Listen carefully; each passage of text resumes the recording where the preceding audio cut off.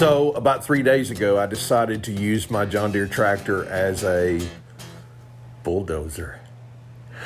What I actually ended up doing, I would normally accuse one of my kids of doing, and then, each time one of them would ask who did it, I would say whichever one wasn't there, and that's who I would blame.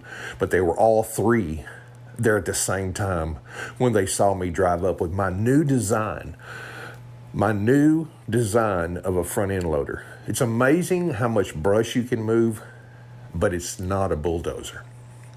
I had an opportunity to make a bad decision and I pulled the trigger, man, and it's nasty.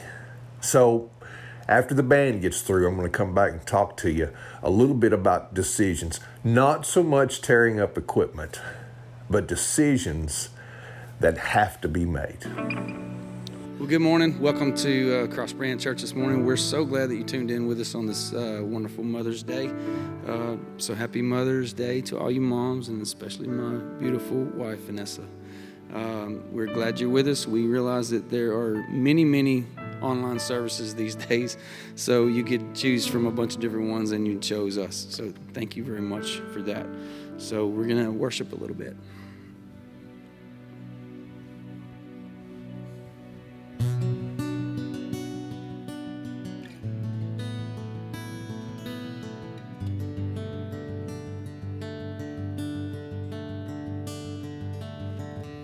In every season, in every change, you are near.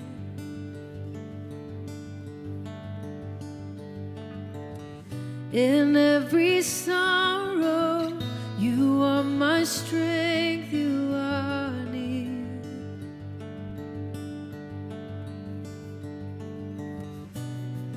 A peace in the storm, your voice I will follow.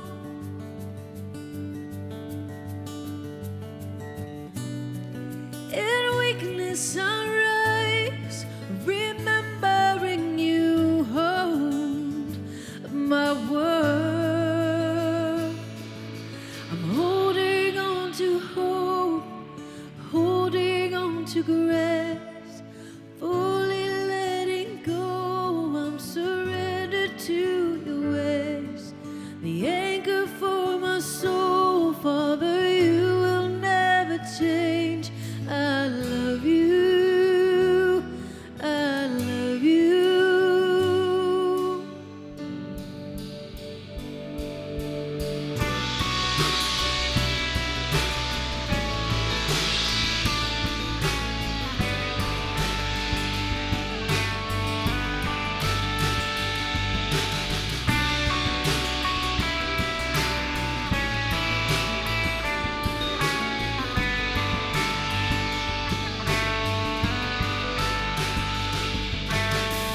My great Redeemer, my constant friend, you are near.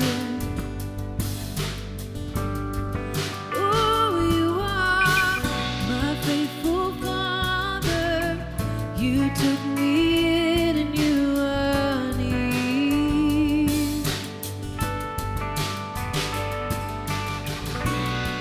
A peace in the storm, your voice I will follow.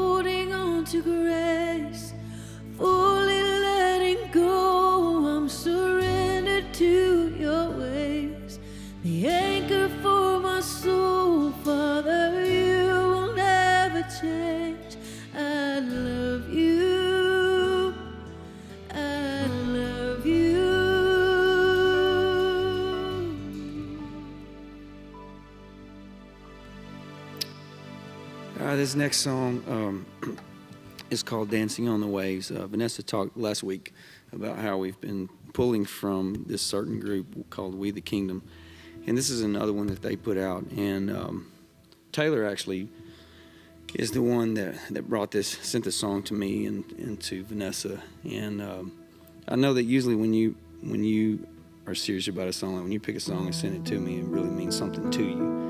And so lyrically, this song is incredible. What drew you to this song lyrically?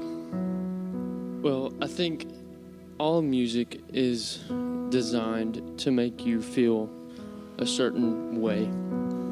I think we all have music that puts us in certain moods, like we have workout music and we have music that pumps us up. But I think this song is so special because it's sang to us as if the Father is singing to us. And I think that it's meant for us to sit down and receive it as the Father calling out to us and saying that no matter what you've done and no matter what your struggles are, if you'll just come to me, that we can walk together and we can do this together, and that I want you to come to me even though you've chosen to not come with me. And so I think this song is just so beautiful, and I thank We the Kingdom for putting out such incredible music. This song is amazing, and I hope you guys enjoy it.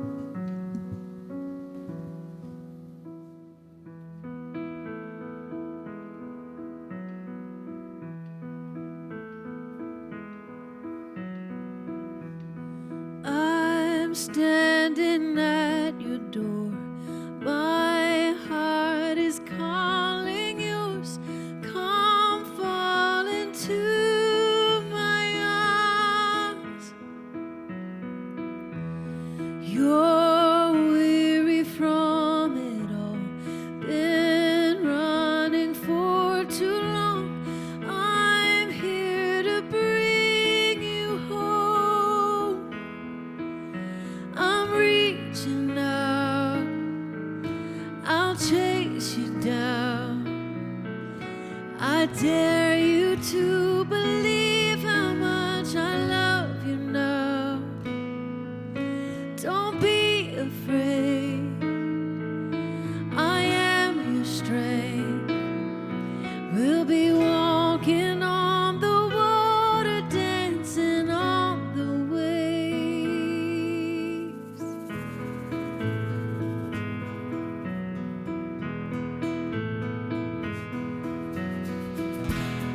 Look up and lift your eyes.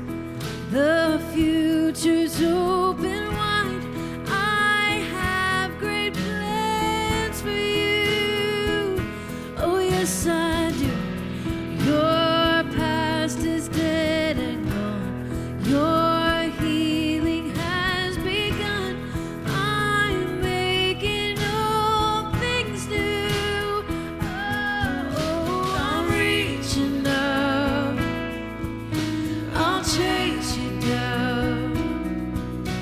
I dare you to believe how much I love you now. Oh, don't be afraid, I am your strength. We'll be walking on the water, dancing on the waves.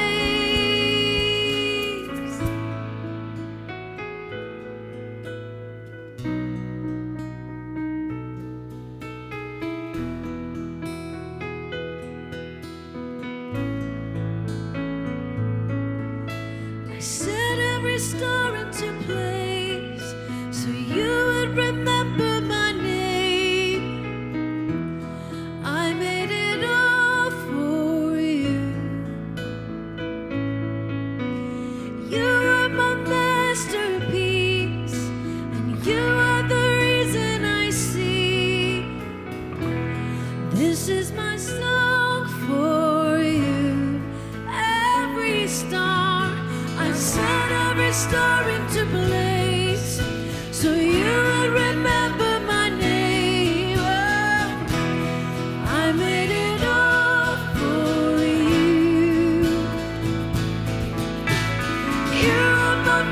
masterpiece, and you are the reason I sing. Oh, this is my song for you.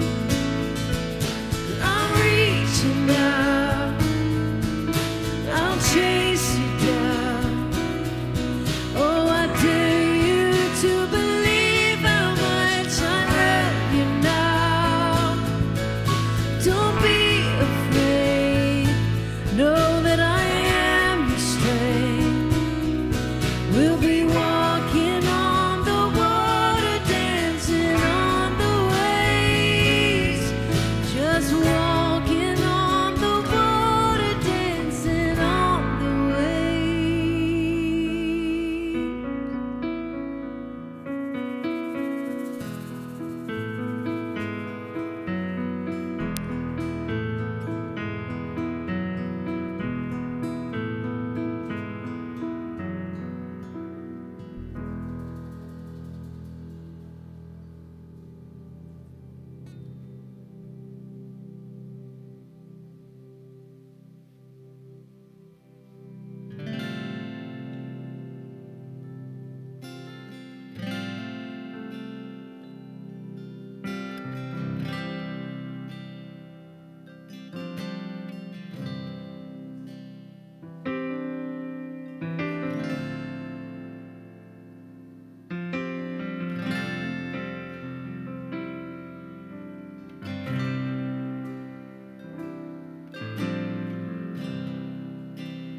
Caught up in your presence,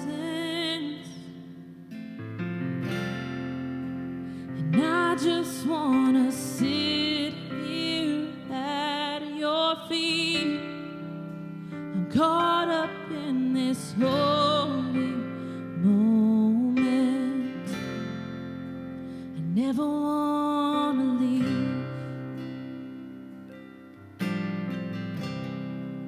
Oh, I'm not here for blessings.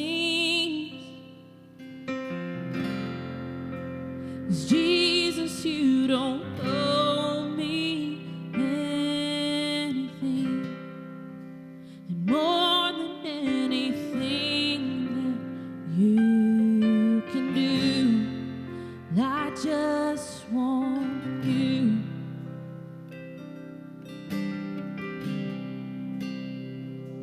And I'm sorry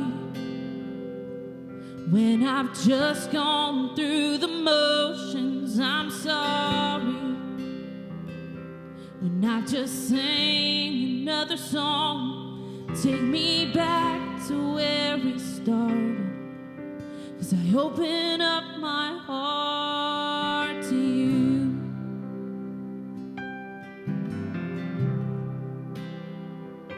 And I'm sorry when I've come with my agenda. I'm sorry when I forgot that you're enough. Take me back to where we started, 'cause I open up my heart to you. I'm caught up in your presence, and I just wanna sit here at your feet. I'm caught up in this holy moment. Never wanna leave. Oh, I'm not here for blessings. Jesus, you don't owe me anything. More than anything that you can do, I just want you.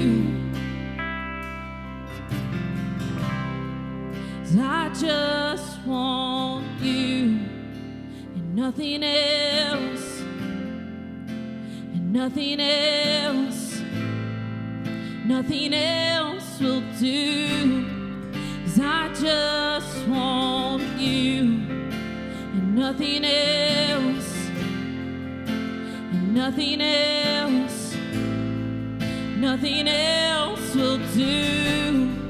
'Cause I just want you, nothing else, nothing else, Jesus, nothing else will do. 'Cause I just want you, nothing else, nothing else, Jesus, nothing else will do. 'Cause I just want you.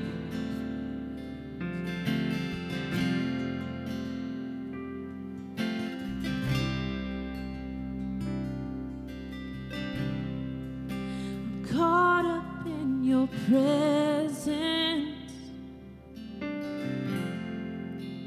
I just wanna sit here at your feet. I'm caught up in this holy moment, I never wanna leave.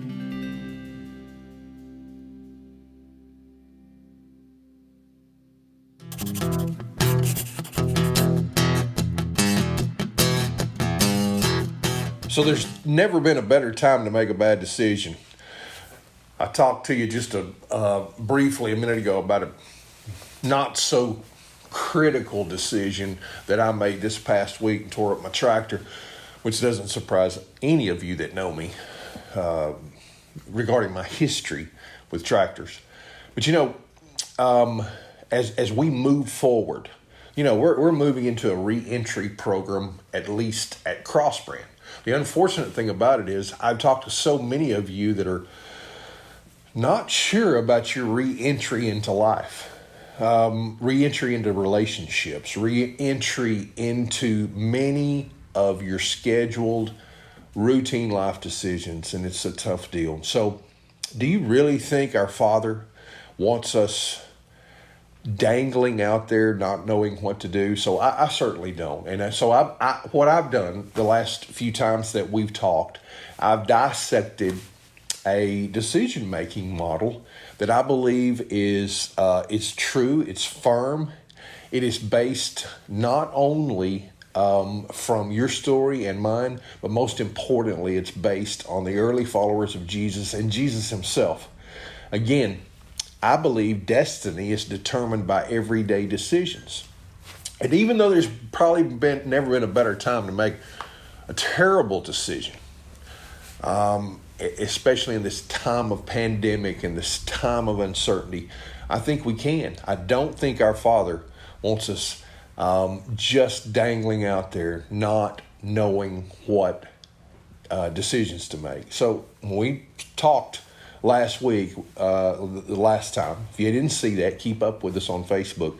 But the first question we ask is, what does Scripture say? And so I call that the principle test, because I believe, as I said last week, that principles follow us. Commands are good.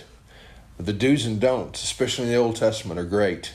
But when we get over to the New Testament, a new covenant era, there were so many principles that cover our questions. And again, I suggested some ways. If you don't know Scripture, there's some places you can go and some resources to help you with that. But number two, there's a second place we can go and ask ourselves, what does love require? So first you got the principle test, and number two, you got the people test. And more specifically, I'm basing this on what Jesus said. So Jesus raises the bar. There's 600 and something Old Testament rules, right? But he comes in and he raises the bar. The old religious guys were pushing on him one day, and he kind of raised the bar on commandments. Matter of fact, he said, John would record this in John 13. Jesus said, a new command I'm going to give you. As I have loved you, you must love one another. That raised the bar, man. But it's incredible as far as a shift in decision making, right? No longer should we ask the question, what's legal, what's in my rights, what is there a black or white commandment? No, sir. Jesus gives us an even more clear way to make a decision. What does love require? What is in the best interest of others? Jesus said, I gave my life. I did the ultimate sacrifice. Do the same. Follow me. So let me break this down. Sometimes we make decisions that would impact other believers. And even the Apostle Paul would talk a little bit about this. He said, look, when we make decisions, let's make sure that we're not harmful to our other believers. And it may be right, and we may be within our own rights. But ultimately, some of the decisions we make may not be best.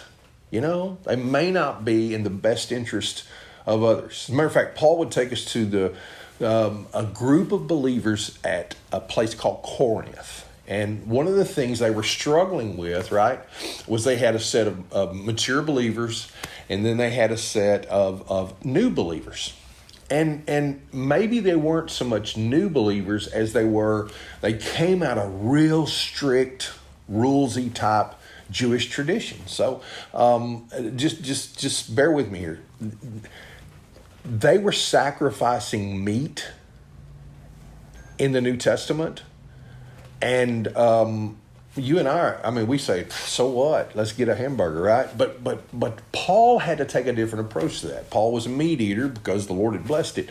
But the problem is some of those people that came out of that Jewish custom, they weren't going to eat meat that had been sacrificed in those pagan temples because they thought some reason it would mess them up. It would make them falter, or somehow, indirectly, they would be worshiping those idols. And so you know what Paul says? He says, look, that's their conscience. That's what they feel is wrong. And I don't want to upset their conscience. It's in my rights to have a barbecue, Paul would say. But it's not best. It bothers them.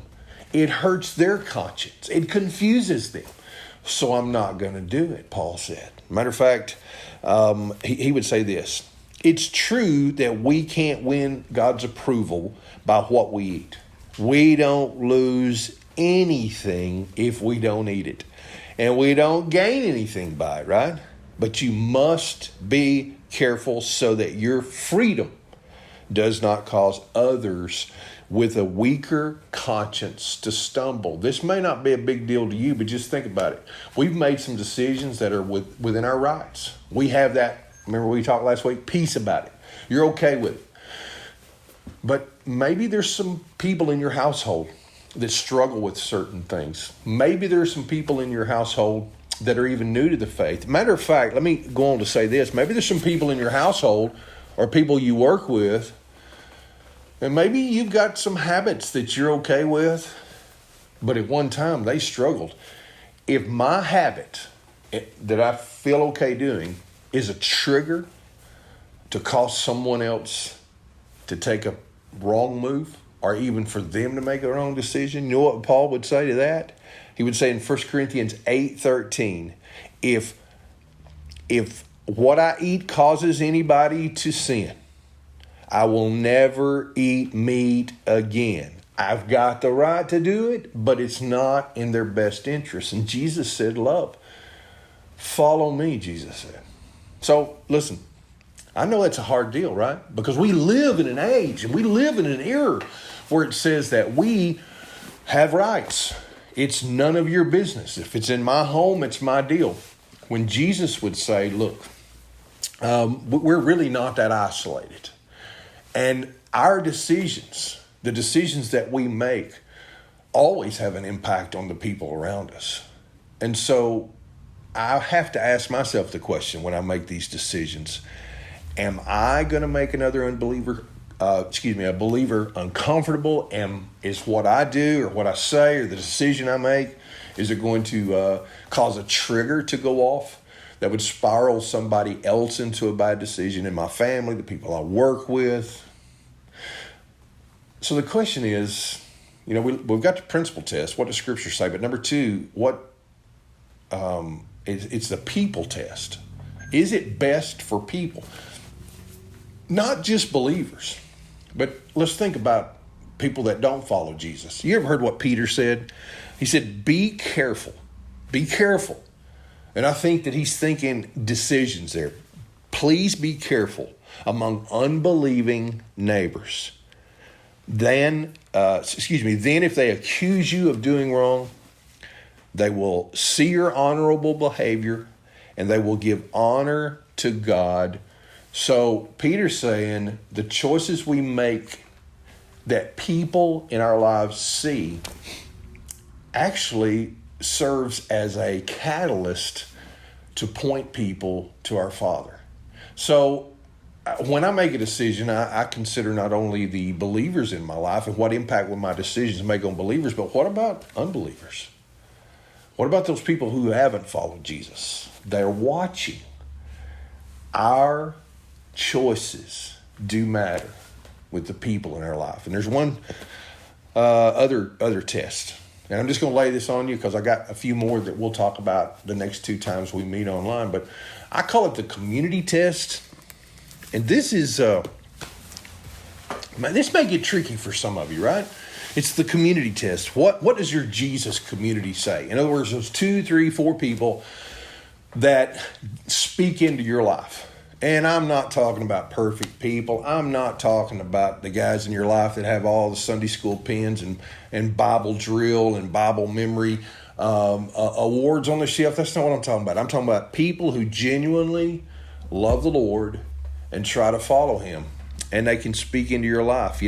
Jesus demonstrated community. He moved in a community. Jesus was not isolated. Matter of fact, he had 2 or 3. There were the 12, of course, plus more. But then there was 2 or 3 that he spent the most time with, And I would say so many of us have forgotten that early followers of Jesus, they had no Bible like we did for several hundred years. They had one another. And absolutely, they had Paul's letters. They had all the apostles' teaching. And they had Old Testament scripture. I get that. But they didn't have what we had. What they had was each other. And so how did we inherit what we have today as the church? We gather as Cross Brand. You gather as Wilderness or Summit Heights or South Spring. I don't know what you gather and where you gather. But we have what we have in these local bodies because for several hundred years, all they had was each other. And so we survived. We're here because they survived, and they only were as strong as they were together. So think about it. Think about your community. We understand that Proverbs 15:22 says plans go wrong for lack of advice, right? Many advisors bring success. There are over 59 one another statements in the New Testament. So what does that mean? I've always said it. If you've been around me or Cross Brand for very long, you understand why community is important. It's important for 3 reasons. And remember, it sounds like the popo, but CIA. Your community will help you make good decisions. If destiny is determined by everyday decisions, especially on the big stuff, look and see what the Word says. Look and see, check yourself as what's in the best interest of people. And number 3, what is your Jesus community saying? Because their role is, number 1, CIA, is to be your cheerleader. You need somebody to say attaboy. Number 2 is to, according to Paul, is one of the reasons we need community is instruct. I got to have those people in my life to instruct me. And then finally, the A, and I bet you $100, this is the one that many of you have trouble with, especially as entitled Americans who think we don't need to be accountable to anyone. Your community, that's part of their role as New Testament brothers and sisters, is to help hold you accountable. When we make decisions, because we know there's never been a better time to make a bad decision, but when we make life decisions during this hard time, involve your Jesus community. They may not be the smartest. I know my Jesus community is definitely not the prettiest. But one of the things I do know is I'm not going to make a move until I talk to my big three. And my big three, I have several people in my community, but it goes way beyond church. It goes way beyond just my appointed elders here at Crossbrand. There are men in my life I'm just not going to make a move without conferring with them. Paul would say this: let the message of Christ in all its richness fill up your life. But here's the cool thing: teach and what? Counsel each other with all the wisdom that he gives. We are part of the decision process. We, as a community, we need one another to make better choices. So as I close, I am sure if I'd have had a little better head about me, I would have made a better choice on bulldozer, tractor. You got its roles, it's got its roles. It was just a bad decision I made. But it's not the only decision that you and us, are going to be faced with over the next few months, right? I said it last week, the most important decision in our life is what we're going to do in regards to our messiness. We would love to visit with you about that. Jesus, it may surprise you when you find out the real Jesus. Not the angry Jesus, not the religious version of Jesus, but Jesus, the Jesus that we know loves you, loves me, and wants to change your life. God bless you, and we'll catch up next time.